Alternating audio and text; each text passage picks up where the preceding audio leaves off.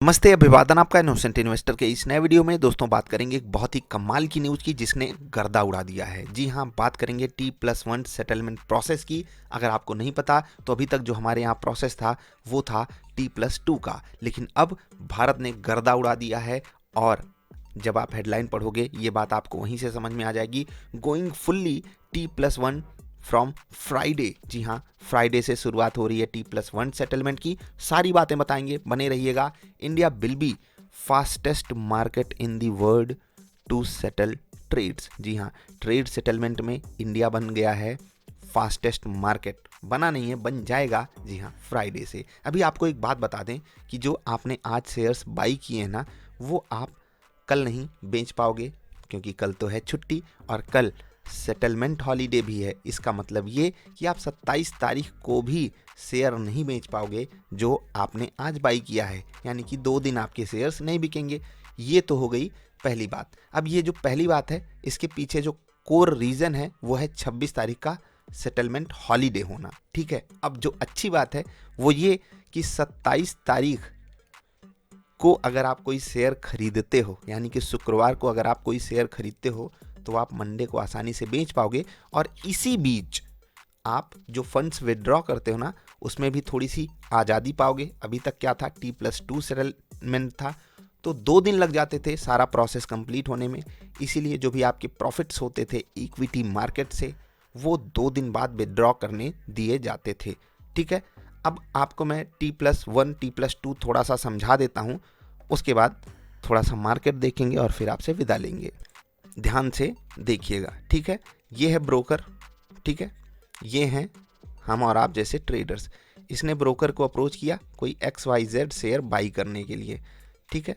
ये ब्रोकर है आपका जो भी है, जैसे हमारे पार्टनर हैं ज़ेरोधा स्टॉक्स, एंजल वन। तो लेट्स से कि आप तीनों में से किसी एक को बोलते हो भैया हमको ये वाला शेयर बाई करना है, हम आपको ये ब्रोकरेज ये चार्जेस पे करेंगे। तो ये जो है एक्सचेंज में हमारी अर्जी लगाते हैं कि भैया ये बंदा ये शेयर बाई करना चाहता है, आप इसको दो। तो एक्सचेंज हमारे लिए ढूंढ करके लाता है कौन? सेलर। ठीक है, सेलर ढूंढ करके लाता है, ब्रोकर को बताता है, ब्रोकर उसको पैसा देता है क्योंकि आप अलाउ करते हो। इसी कारण जो शेयर्स होते हैं वो आपके पास आ जाते हैं क्योंकि आपने फंड्स दे दिए। अब आपने फंड्स किसको दिए? अपने ब्रोकर को। आपका ब्रोकर फंड किसको देगा? एक्सचेंज को। एक्सचेंज फंड किसको देगा? क्लाइंट को नहीं, एक्सचेंज फंड उसके ब्रोकर को देगा। लेकिन उसके ब्रोकर से पहुंचने से पहले एक चीज़ आती है, क्या? Demat account. जी हाँ, जहाँ पर आपका अकाउंट है उसको डीमैट अकाउंट नहीं बोलते हैं। खैर, जो असली डीमैट अकाउंट होता है वो NSDL या CDSL में खुलता है। ठीक है, CDSL, इस पर मैंने वीडियो बनाई हुई है, जाकर के देख लेना। यहाँ पर आपके शेयर सुरक्षित रखे जाते हैं।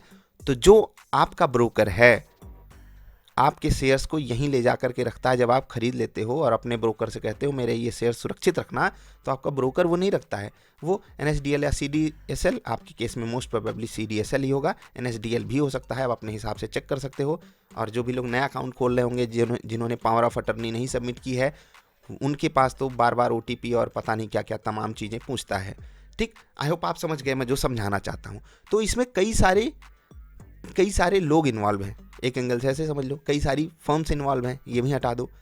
कई सारे जगहों पे प्रोसेसिंग होती है आपके ट्रेड्स की। ठीक है, ट्रेड सेटलमेंट की। जो भी आपने बस एक सिंपली कोई शेयर बाई कर लिया, उसके पीछे बहुत सारे प्रोसेसेस हैं।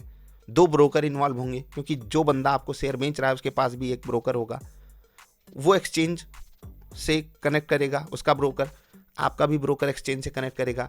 तो ये हो गया एक्सचेंज, इधर ब्रोकर है, इधर ब्रोकर है, इधर क्लाइंट है, इधर क्लाइंट है। ये हो सकता है बायर हो, ये हो सकता है सेलर हो। ठीक है, और इस बीच जो आपका ब्रोकर है वो एक्सचेंज से कनेक्ट कर रहा है शेयर्स के ट्रांजैक्शन के लिए। लेकिन जो शेयर्स ट्रांजैक्ट होते हैं वो कहाँ से आते हैं? वो आते हैं CDSL या NSDL से। ठीक है, क्योंकि यहीं पर आपके शेयर्स सुरक्षित होते हैं। ठीक, अब ये जो प्रोसेस है इससे फ़ायदा क्या होगा? जैसे हम T+2 पे थे, इसमें क्या होता था कि आपने कोई शेयर मंडे को खरीदा तो वो आपके अकाउंट में ट्यूसडे को ना आकर के वेडनेसडे को आता था। अब आप सोचोगे कि मैंने मंडे को खरीदा, ट्यूसडे को तो हम शेयर्स बेच सकते थे, तो उसको आप BTST ट्रेड में गिनते थे। पहले तो ऐसे प्रोसेसेस थे कि वहाँ पर आपके डीमैट अकाउंट में वो जाता नहीं था। अभी तो वो चेंजेस आ गए हैं कि आपको फिर भी डीपी चार्जेस वगैरह देने पड़ते हैं, और वो प्रोसेस काफ़ी दिन से काफ़ी लंबा चलता है, इसी कारण ऐसा हुआ। कुछ दिन पहले आप कुछ महीनों पहले जा कर के देखोगे तो जब आप जैसे आपने मंडे को कोई शेयर बाई कर लिया और आप ट्यूसडे को बेचते थे तो आपको डीपी चार्जेस नहीं देने पड़ते थे, ठीक है, अभी देने पड़ते हैं। लेकिन अभी तक क्या होता था, मतलब आज की डेट तक क्या हो रहा था, वो ये कि मंडे को खरीदा हुआ शेयर वेडनेसडे को ही प्रॉपरली सेटल होता था, और इसके बाद ही जो भी आपका प्रॉफिट होता था, लेट से कि आपने यहाँ पर कोई शेयर सेल किए और जो आपका प्रॉफिट है वो आप वेडनेसडे के बाद ही विड्रॉ कर सकते थे, ठीक है। अब ये प्रोसेस एक दिन पहले होगा। अब इससे फ़ायदा क्या होगा मैं आपको वो समझाता हूँ, थोड़ी सी सफाई कर लेता हूँ। ध्यान से देखो, जो चीज़ 2 दिन में कंप्लीट होती थी वो अब 1 दिन में कंप्लीट होगी, यानी कि जो पैसा है उसकी जो रनिंग है वो बढ़ जाएगी, और इसका मतलब सीधा सा है कि लिक्विडिटी मार्केट में बढ़ जाएगी, जो कि एक बहुत अच्छी बात है। एक और चीज़ आपको बताएं, जो भी लोग एफएनओ में ट्रेड करते हैं वहाँ पर पहले से ही T+1 सेटलमेंट है, क्योंकि वहाँ पर कौन नहीं इन्वॉल्व है, NSDL और CDSL, ठीक है, CDSL नहीं इन्वॉल्व है, इसीलिए वहाँ पर T+1 सेटलमेंट अभी भी है। यानी कि जो भी आप पैसा एफ&ओ से कमाते हो वो आज आपने प्रॉफिट अर्न किया, कल आप विड्रॉ कर सकते हो। लेकिन अभी तक इक्विटी से जो अर्निंग होती थी वो दूसरे मतलब 2 दिन बाद विड्रॉ हो पाती थी, सोचिए, और अब वो एक ही दिन में विड्रॉ होगी, जो कि हमारे आपके लिए बहुत अच्छी न्यूज़ है। मार्केट में लिक्विडिटी बढ़ेगी तो अच्छी बात होती है, ठीक है। जो फ्री ट्रेड्स होते हैं उनकी संख्या कम होगी, और इंडिया फास्टेस्ट है, इंडिया ने गर्दा उड़ा दिया है। रुपे, UPI, फास्टैग के बाद T+1 सेटलमेंट मुझे बहुत अच्छा लगा, और इस चीज़ की मैं जितनी सराहना करूं उतनी कम है। इसमें एक्सचेंजेस को धन्यवाद, सभी को धन्यवाद, जितनी भी संस्थाएं इसमें इन्वॉल्व हैं, हमारे डीमैट अकाउंट वाले, NSDL और CDSL वाले ब्रोकर्स का भी इसमें बहुत बड़ा योगदान है, तो सभी को बहुत बहुत धन्यवाद, ठीक है। आप सभी को धन्यवाद, आप सब मार्केट में पार्टिसिपेट कर रहे हो, और शुभकामनाएं भी सभी को, क्योंकि हमारे आपके लिए एक बेहतरीन चीज़ खुल करके सामने आई है। एक चीज़ थोड़ी ध्यान से समझिएगा, जो 26 तारीख है वहाँ पर ट्रेडिंग के साथ साथ सेटलमेंट हॉलीडे भी है, तो इस चीज़ को दूसरे एंगल से मैं आपको समझाना चाहता हूँ, ये कि 26 तारीख के बाद 27 तारीख जो आएगा उस दिन रहेगा फ्राइडे, यानी कि 25 तारीख को ख़रीदा हुआ शेयर 26 को तो बिकेगा नहीं क्योंकि छुट्टी है, 27 को भी नहीं बिकेगा क्योंकि 26 को सेटलमेंट हॉलीडे है, 28 को भी नहीं बिकेगा क्योंकि सैटरडे है, 29 को भी नहीं बिकेगा क्योंकि संडे है। अब सीधे आपका शेयर बिकेगा 30 तारीख को। इतनी बड़ी वाली छुट्टी हो गई। जी हाँ, आज खरीदते वक्त शायद आपको ये बात ध्यान ना रही हो। अब जिनको लग रहा है कि वो फंस चुके हैं उनको मैं एक बात बताना चाहता हूँ, दोस्त, मार्केट नेगेटिव है, तो हो सकता है कि इतने दिनों में मार्केट बढ़िया से चल जाए और हमको आपको एक बढ़िया वाला प्रॉफिट दे जाए। जो भी हो, उम्मीद अच्छे की ही रखिएगा। अभी कुछ अच्छी बातें जो नहीं हैं वो डिस्कस कर लेते हैं। जी हाँ, आज बाजार भयंकर की ओपनिंग के संकेत को बाजार ने ठुकरा दिया कि हम अच्छा नहीं खुलेंगे। उसके बाद भाई साहब खुलते ही जो बिकवाली आई बहुत दुख दे गई, और जो ओपनिंग के संकेत हैं वो भी अच्छे नहीं आ रहे हैं। उम्मीद यही है कि यहाँ से अच्छे संकेत बने। कल छुट्टी है, मार्केट में ट्रेडिंग भी नहीं होगी, सेटलमेंट हॉलीडे भी है, लेकिन पूरी दुनिया ट्रेड करेगी। उम्मीद यही कि दुनिया में बाइंग आए और अपनी बाजार भी लोअर लेवल से रिकवरी दिखाए। बजट भी आने वाला है, काफ़ी कुछ चीज़ें हैं डिस्कस करने को, कोशिश करूँगा कल वीडियो बनाने की।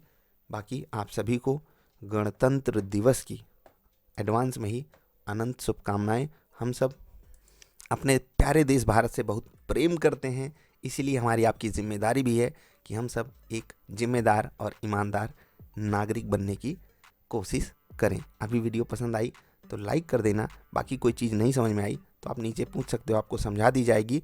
एक नटसेल में ज़रूर मैं आपको जाते जाते बताना चाहूँगा कि आज जो भी आपने शेयर्स खरीदे हैं वो आप शुक्रवार को नहीं बेच पाओगे, क्योंकि कल है सेटलमेंट हॉलीडे। मार्केट की ट्रेडिंग हॉलीडे तो है ही, सेटलमेंट हॉलीडे भी है, तो ये चीज़ हो गई।